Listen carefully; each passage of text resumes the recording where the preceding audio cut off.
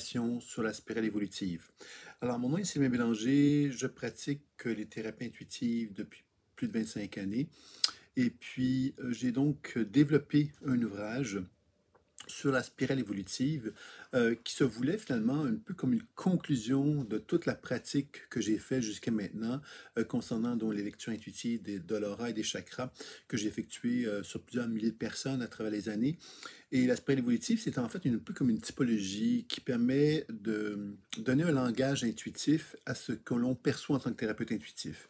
Alors moi, à travers les années, donc j'ai vu beaucoup de gens qui a donc des perturbations au niveau des chakras, des potentiels évolutifs, etc. Et j'ai voulu, finalement, à travers ce livre-là, tenter de proposer comme une genre de grille d'évaluation permettant de mieux comprendre l'être humain. Alors, c'est un peu la prétention que ce livre-là avait. Et puis donc, je vais vous le présenter. C'est ce livre-ci qui a été donc écrit Découvrez votre spirale évolutive. C'est un livre qui a donc 700 pages, plus de 700 pages, et qui présente donc les 7 familles d'âmes, les 7 grandes familles d'âmes qui animent l'humanité entière, qui sont donc reliées aux 7 chakras. Alors, ces 7 familles d'âmes-là, finalement, ont donc le potentiel évolutif qu'on peut presque qualifier de parfait, que chaque être humain, nous avons potentiellement à l'intérieur de soi. Ces potentiels évolutifs font que l'être humain que nous sommes peut à quelque part s'aligner euh, à son évolution et à ses potentiels. Et évidemment, à travers les expériences de la vie, il se produit des blessures émotionnelles.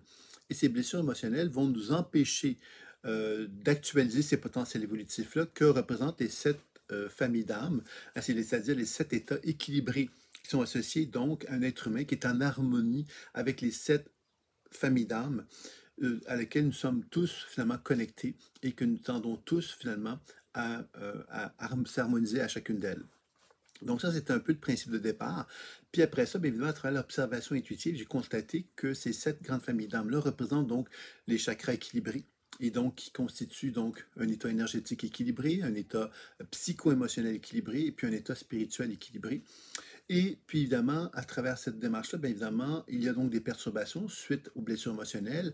Et ces perturbations-là vont donc finalement se manifester à travers des états de perturbation que j'ai désigné comme il y en avait 7. Il y a l'équilibre dans un premier temps, qui est le premier, qui est l'état d'équilibre. Et ensuite, il y a 7 états de perturbation, le désalignement, l'hyperactivité d'un chakra, l'hyperactivité surchargée d'un chakra et l'état épuisé. De même, l'hypoactivité d'un chakra, l'hypoactivité surchargée d'un chakra et l'hypoactivité épuisée. Donc, c'est les composantes, à quelque part, de cette grille-là. Donc, ça fait que j'ai donc identifié 56 états de conscience. Ces 56 états de conscience-là se retrouvent donc en totalité dans ce livre-là. J'ai choisi dans le livre de vous présenter donc une définition de chacun des états de conscience, et ensuite, évidemment, de vous présenter à quoi ressemblait l'enfant de l'état de conscience en question, le type de travail, de quelle façon qu'il s'exprimait dans le milieu du travail, de quelle façon qu'il s'exprimait au niveau des relations interpersonnelles, de quelle façon qu'il s'exprimait dans le domaine financier, de quelle façon qu'il manifeste ou incarne sa santé, le potentiel de santé qu'il anime, et les fragilités qui sont associées à cela, bien sûr, la spiritualité qui est associée à l'état de conscience, ainsi que les archétypes avec lesquels on est en résonance lorsqu'on est dans un état de conscience particulier. Donc, vous voyez que dans le livre, j'ai essayé de vraiment présenter euh, une typologie qui est assez complète finalement, d'où le nombre de pages, évidemment, c'est que ça fait un volume un peu plus important. Et les consultations, finalement, viennent évidemment de tout ce travail-là, c'est-à-dire que ce travail-là sur la spirale évolutive m'a amené donc à vouloir proposer un enseignement autour de la spirale évolutive. Il va y avoir un jeu de cartes, par exemple, il va y avoir un livre sur les biorhythmes également associés à la spirale évolutive qui vont sortir sous peu.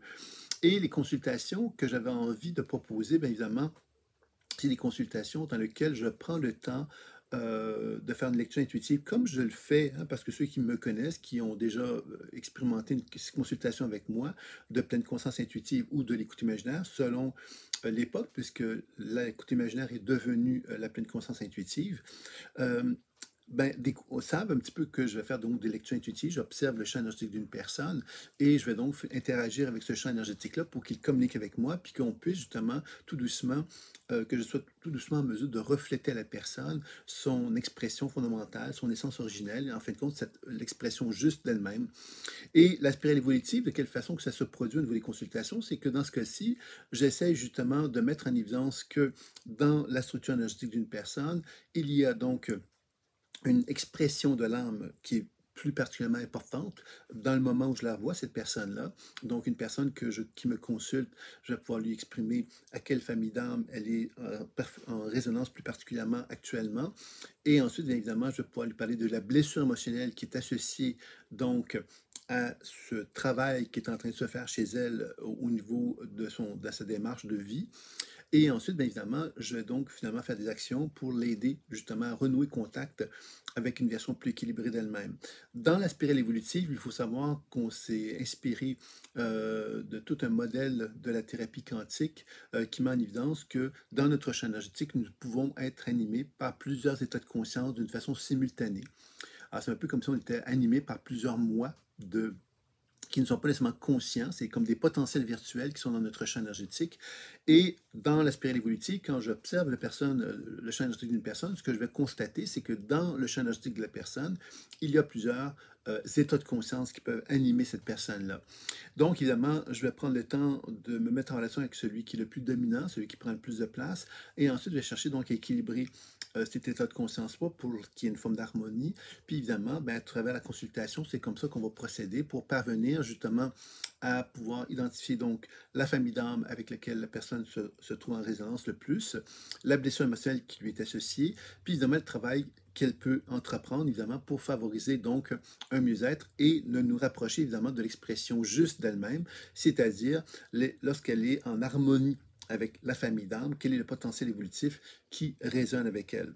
Donc, une consultation en spirale évolutive, hein, c'est vraiment une consultation de pleine conscience intuitive dans laquelle je vais chercher justement à identifier certaines données autour des chakras pour amener donc la personne à mieux comprendre justement l'état énergétique de chacun de ces chakras, mais également comprendre de quelle façon qu'elle peut mieux comprendre son cheminement de vie actuellement, dû au fait que je vais mettre en évidence qu'il y a une énergie dominante qui est chez elle, qui est présente et qu'elle a besoin donc d'apprivoiser. Donc je vais chercher à lui présenter de quelle façon qu'elle pourrait l'apprivoiser et de quelle façon qu'elle peut s'harmoniser davantage avec cette nature-là, en tenant compte donc des blessures émotionnelles qui peuvent être associées, des blessures et des mémoires plutôt perturbatrices qui peuvent empêcher son développement. Donc c'est ça un petit peu qu'on va chercher à faire dans une première consultation de la spirale évolutive. Donc c'est un peu comme la rencontre d'évaluation, pourrait-on dire, qui va être faite. Lors de la deuxième rencontre, pour ceux qui seraient intéressés à faire un suivi avec moi, avec la spirale évolutive, lors de la deuxième consultation, on va prendre le temps de faire une évaluation énergétique. Ça veut dire quoi? Ça veut dire qu'on va regarder les 7 chakras et on va prendre le temps d'interagir avec chacun d'eux pour observer la réactivité qui peut être associée à chacun d'eux. La réactivité, ça veut dire quoi? Ça veut dire que si j'interviens sur un chakra, ben ce chakra-là, quelque part, selon son état, ben si j'interagis avec lui, il va y avoir des réactions qui sont plus ou moins importantes, dépendant de l'état initial. Et évidemment, plus je cherche à équilibrer le chakra en question, plus je cherche à constater, à observer le potentiel évolutif qui apparaît de plus en plus évident à mesure que le chakra s'équilibre. Donc, pour chacun des chakras, je mets en évidence un potentiel énergétique qui est présent dans la deuxième consultation. Donc, on va être en mesure de pouvoir identifier une dynamique énergétique chez la personne qui va toucher inévitablement l'aspect psycho-émotionnel et spirituel de l'individu. Mais ensuite, évidemment, on va pouvoir mettre en évidence à quelque part les potentiels évolutifs qui existent chez cette personne-là. Donc, c'est ça un peu le sens de la deuxième consultation. Dans la troisième consultation, j'essaie de mettre l'emphase sur ce que j'appelle, moi, euh, la dynamique psycho-émotionnelle, c'est-à-dire que là, je vais plus donc interagir avec des énergies, finalement, euh, des états de conscience, en fin de compte, qui animent la personne et d'interagir avec eux. Donc, plutôt que de travailler sur la structure énergétique des chakras, comme dans la deuxième consultation, dans la troisième consultation, c'est un peu comme si je faisais des voyages dans les différents états de conscience qui animent le champ énergétique d'une personne et que je vais à travers cette interaction-là, interagir avec la structure des chakras qui sont animés par cette énergie-là pour effectivement faire un travail de réunification avec la personne que je suis en train de soigner. Donc, l'intérêt de ça, bien évidemment, c'est que la personne renoue contact avec une forme de sentiment d'unité plus important avec elle-même, et ce qui est évidemment favorable pour le bien-être, bien sûr, puis aussi pour la clarté d'où est-ce qu'on s'en va, vers quoi on se dirige. C'est beaucoup plus clair, beaucoup plus net et beaucoup plus précis. Et aussi, on met en évidence tous les états de conscience qui ne sont pas en harmonie avec soi, qu'on peut identifier. C'est-à-dire que moi, Sylvain Bélanger, ben, je peux pointer le regard sur un état de conscience qui n'est pas en harmonie avec moi, et le fait que j'en sois conscient, que je comprenne dans quelles circonstances qu'il se manifeste, ben, va me permettre évidemment de pouvoir mieux m'accompagner dans la démarche de changement que je veux effectuer. Dans la quatrième consultation, on aborde ce que moi j'appelle la dimension spirituelle. Donc, vous l'avez compris que dans la spirale évolutive, il y a trois types de soins. Le type d'avantage énergétique, le type d'avantage psycho-émotionnel sur lequel on travaille sur des états de conscience. Et le troisième, c'est un peu comme un voyage en dimension spirituelle que je vais désigner de la façon suivante. C'est-à-dire que moi, en tant qu'être humain, je suis en étroite relation avec une dimension spirituelle. Cette dimension spirituelle se manifeste à travers des niveaux de conscience. Donc, on pourrait qualifier que j'ai un niveau de conscience qui est spirituel, qui me lie à mon âme, à l'expression de mon âme.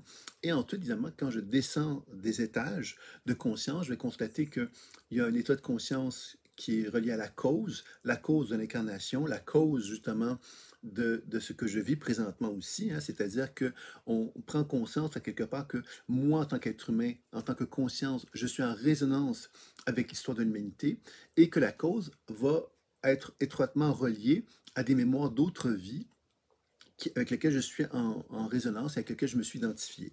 Donc, le fait de devenir conscient de ça me permet de comprendre d'un point de vue collectif, hein, d'un point de vue de ma liaison avec l'histoire humaine, mon lien, mon histoire, colorée par justement un reflet de mémoire de l'humanité qui me permet de mieux comprendre la raison d'être de mon existence. Puis évidemment, quand on continue à descendre dans les étages, bien évidemment, on découvre une explication mentale, c'est-à-dire qu'il y a une forme de façon de penser, une façon de réfléchir qui s'est développée suite à cette identification à des mémoires d'autres vies. On constate qu'il y a des émotions qui en ont résulté, et on constate qu'il y a évidemment un champ énergétique qui s'est manifesté d'une certaine façon, puis un corps physique.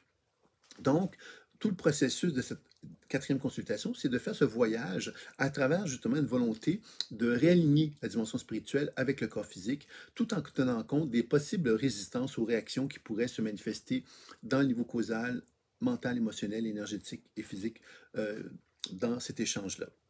Donc, vous voyez que la quatrième consultation va nous permettre d'avoir un autre regard. En fin de compte, chacune des consultations, en fin de compte, a été conçue pour porter un regard qui nous a toujours le même objectif, puis un regard donc de soins, hein, qui prend des avenues différentes, mais qui nous amène justement avec les trois consultations à avoir une vision très complète, je dirais, de la dynamique énergétique dans laquelle on se trouve. La cinquième consultation va avoir pour objectif de faire un bilan de ce qui était fait dans les consultations précédentes et de mettre en place un plan d'action.